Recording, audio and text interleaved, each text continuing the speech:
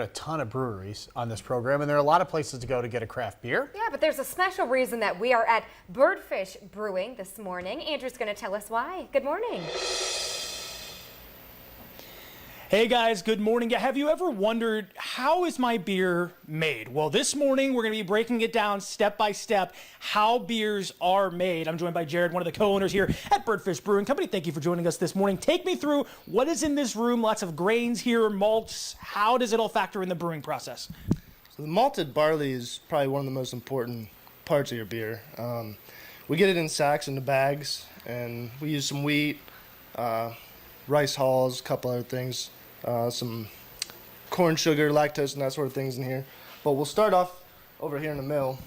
So all the grain will go through the mill. Okay. And it goes through the auger right here, and it feeds it right up into our mash tun. All right, so let's head over to the other room because that's the second part of the process here. So it all goes through that white tube, and then it's going to come down into what is this big old tub we have here?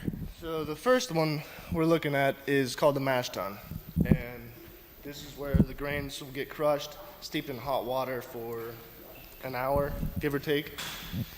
So after that, it turns into wort, which is unfermented beer, basically sugar water. Okay. And it'll get transferred over to the middle tank there, which is our boil kettle. Okay. Now, while you're doing this, you're sanitizing things, you're cleaning things. How important is sanitation from one batch of beer to the next?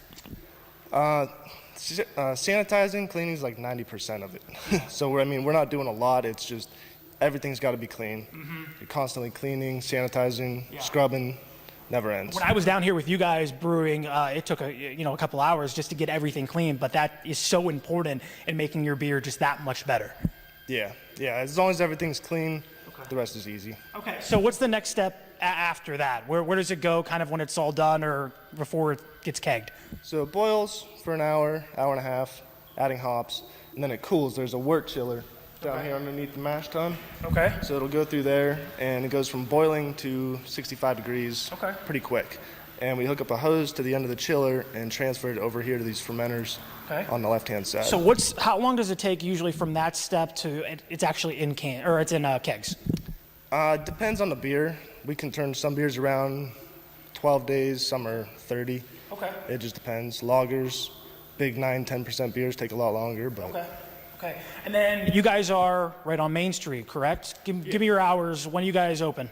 Thursday from 4 to 10, Friday 2 to 10, Saturday noon to 10, and we just opened up Sundays from noon till 8. Okay, so we've got about 20 seconds left. After everything's pretty much all done, you have those spent grains in there. Where do they go after that? We scrape them out of there and put them into plastic tubs. Yeah. And we have a couple local farmers come pick them up and feed them their pigs, Lamppost Farms. Across town being one, so. Look at that, local beer going to local pigs because the pigs need fed too, right guys? And then coming up in just a little bit, we'll be talking about how they're collaborating with a bunch of other brewers in the area. Back to you in the studio. All right. Hey, thank you, Andrew. And then we'll check in on the forecast.